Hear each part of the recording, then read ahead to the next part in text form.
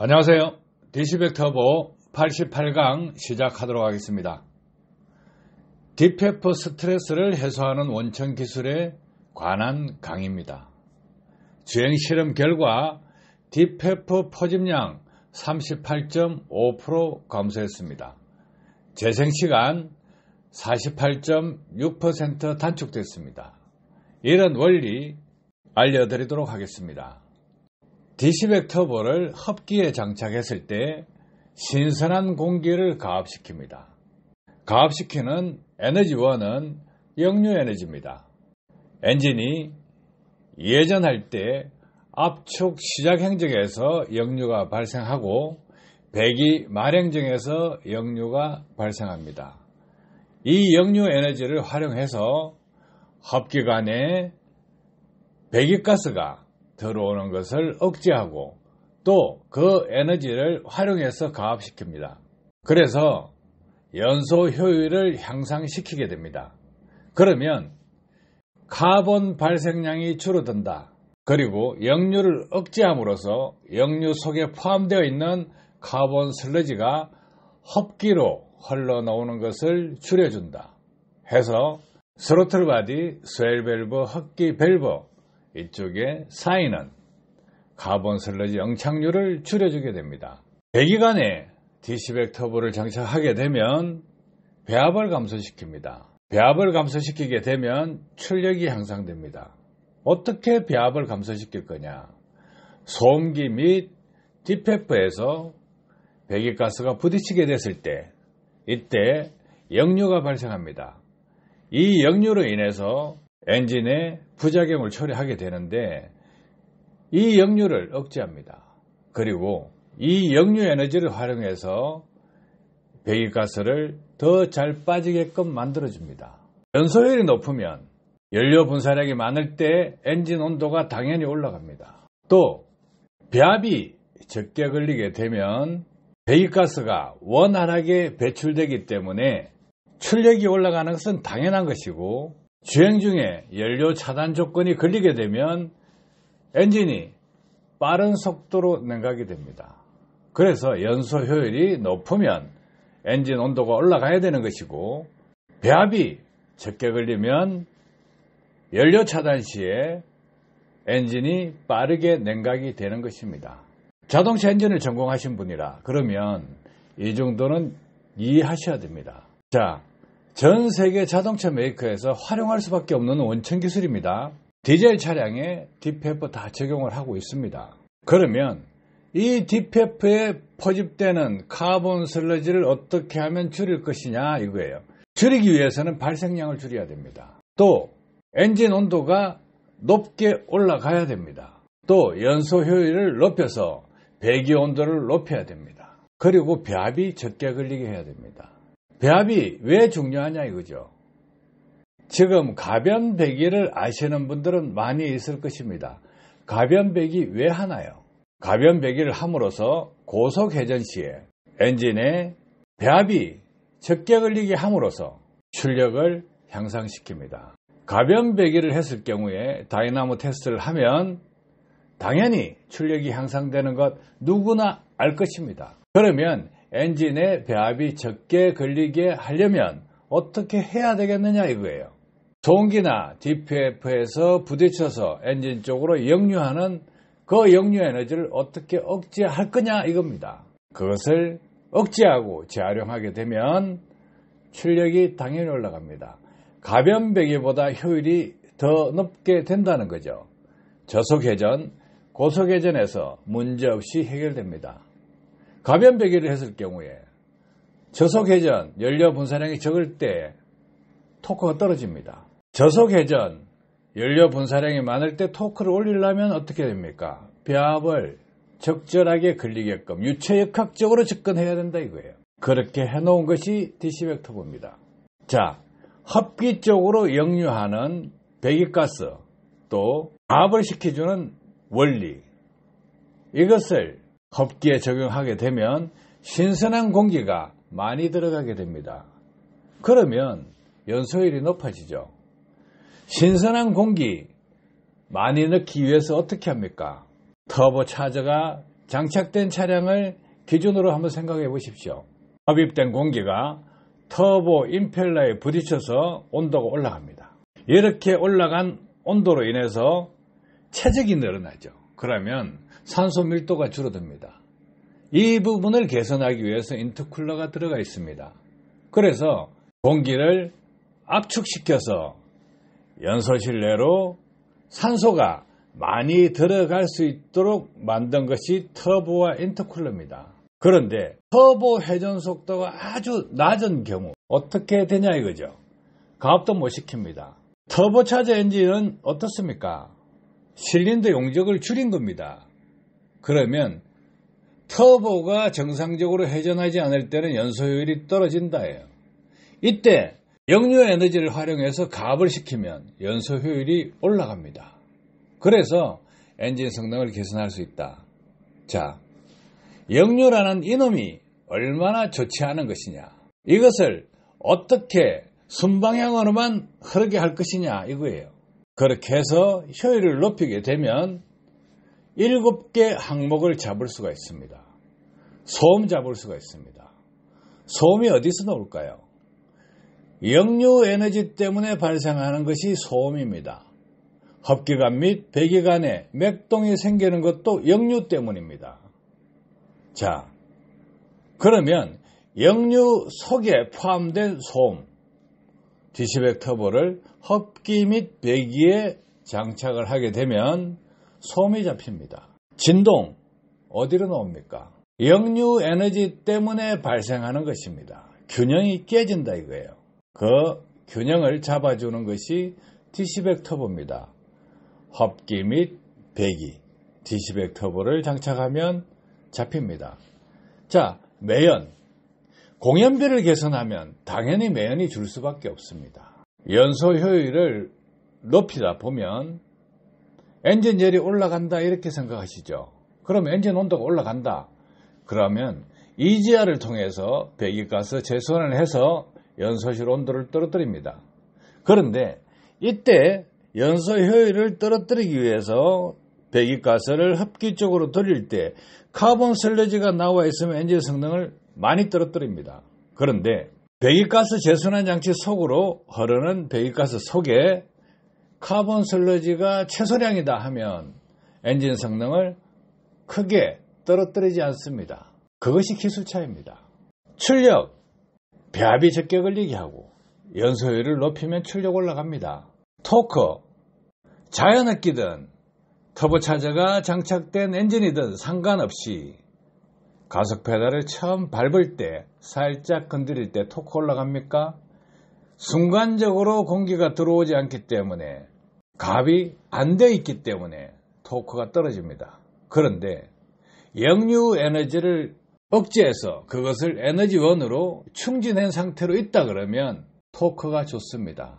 실용 영역, 고속 영역 상관없이 모두 다 토크를 살릴 수가 있습니다. 토크, 출력 동시에 다 살릴 수 있다 이거예요. 연비를 보자고요. 연소율이 높아지는데 연비가 안 올라가겠습니까? 당연히 올라가죠. 올라가야 정상입니다. 그리고 엔진 성능을 떨어뜨리는 것은 역류입니다. 두 가지 역류 때문에 그렇습니다. 흡기 쪽에서 발생하는 역류, 배기관에서 발생하는 역류, 그 역류로 인해서 소음, 진동, 매연, 출력자, 토크자, 연비자, 내구성 저하가 발생합니다. 그래서 이렇게 엔진의 부작용을 초래하고 성능을 저하시키고 내구성을 단축시키는 7가지 항목, 이 7가지 항목을 한 번에 해결할 수 있는 것은 역류 에너지를 활용해서 연소율을 높여주고 소음, 진동, 매연 감소시키고 출력, 토크, 연비, 내구성을 향상시키는 것입니다. 자동차 엔진을 조금이라도 안다 그러면 역류라는 것이 발생하고 있다는 것을 알고 있을 것입니다. 지금까지 역류로 인해서 발생하는 소음, 진동, 맥동 이런 부분을 개선하기 위해서 억제에만 신경을 썼습니다. 그런데 그 역류 에너지를 재활용한다 하는 것이 디시백 터보입니다. 그래서 자동차 메이커에서 검토해야 되고 공부해야 되는 것은 무엇이냐? 역류 에너지를 어떻게 활용할 것이냐 이거예요. 현재 자동차 메이커에서 놓치는 부분이 있습니다. 배기관 설계에 놓치고 있습니다. 배기관이 길면 길수록 좋을까요? 좋지 않겠죠. 그러면 짧게 한다고 해서 해결이 되느냐? DPF가 붙어가 있습니다. 배합이 상당히 많이 걸리는 부분입니다. 그 배합을 엔진 쪽으로는 배합이 걸리지 않게 하고 DPF 쪽으로만 배합이 걸리게 한다 그러면 배기가 원활해지고 엔진에 부과되는 압력, 이 부분이 감소될 수 있습니다. 배기관에 걸리는 배합을 어느 쪽에 둘 것이냐 이거예요. DPF 쪽에 줄 것이냐 아니면 엔진 쪽에 줄 것이냐 이거예요. 지금까지는 그것을 구분하지 않았습니다. DPF 쪽의 배합과 엔진 쪽의 배합 동일하게 뒀습니다. 그런데 DC백 터보를 부착해두면 DPF 쪽에 배합이 많이 걸리게 하고 엔진 쪽에 배합이 적게 걸리게 합니다. 그러면 엔진 회전의 저항이 적게 걸리기 때문에 주행 중에 발을 뗐을 때 연료 차단 조건에서 주행을 하게 됩니다. 그러면 공기가 빠른 속도로 흐를 수 있게 됩니다. 그러면 탄력 주행, 연료 차단 주행, 긴 거리를 갈 수 있다는 거죠. 엔진 감속이 느리게 된다. 엔진 브레이크가 걸린 상태에서도 엔진 브레이크가 적게 걸린다 이거예요. 이런 원리입니다. 그래서 이러한 기술은 전 세계 자동차 메이커에서 활용할 수밖에 없는 원천 기술입니다. 엔진을 머릿속으로 그리면서 역류라는 것을 머릿속에 넣어놓고 어떻게 하면 그 역류 에너지를 재활용할 수 있을 것이냐 고민하다 보면 마지막에 도착하는 것이 유체역학적으로 해결해야 된다. 그리고 역류 에너지를 활용해야 된다. 역류 에너지를 활용하기 위해서는 DC백 터보를 장착해야 된다. 여기까지 오게 됩니다. 자, 지금은 전 세계적으로 연비 1%를 올리기 위해서 노력을 합니다. 그런데 쉽게 올라갈 수 있는 갭이 없었습니다. 에너지원을 낭비하는 데만 급급했기 때문입니다. 에너지원을 활용하는 기술, DC백 터보입니다. 과거에 터보차저가 나오기 전에는 배기가스를 그냥 버리는 쪽에만 신경을 썼습니다. 배기가스도 에너지원입니다. 빠른 속도로 배출되기 때문에 그 에너지원을 활용해서 터빈을 돌리고 임펠러를 돌려서 가압을 시켜주는 터보차저를 적용하게 된 것입니다. 그러면 DC백 터보는 뭐냐?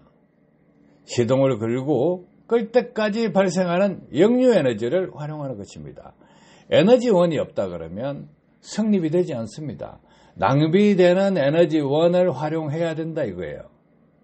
자, 전 세계적으로 연료절감기 개발하시는 분들 많습니다.